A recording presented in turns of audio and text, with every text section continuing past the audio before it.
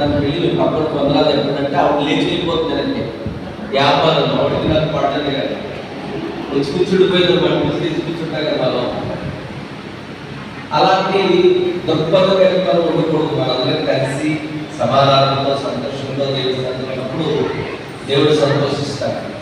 ఈ పరిశుద్ధ వారం గురించినటువంటి వాక్యములను నేను ధ్యానం చేస్తూ ఉన్నప్పుడు దేవుడు తన ప్రజలుగా ఏర్పరచుకున్న వారిని బట్టి సంతోషించవలసిన దేవుడు సంతాపడుతున్నాడు.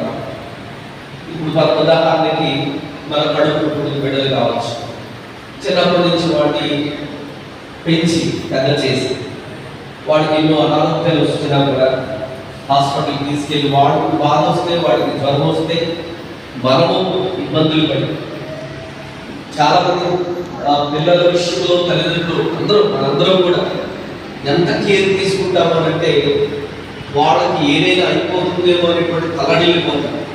వాళ్ళ కొరకు మనం ఎంత నిద్రలేని రాత్రులు గడుపుతూ ఉంటాం. ఇలా ఇంత కష్టపడి కని పెంచి ప్రయోజనం చేసిన తర్వాత ఆ బిడ్డ కనుక అడ్డం తిరిగాడు అనుకోండి, ఆ తల్లిదండ్రులకి ఎంత బాధ కలిగింది కదా, ఎంతో క్షోభ కలుగుతుంది.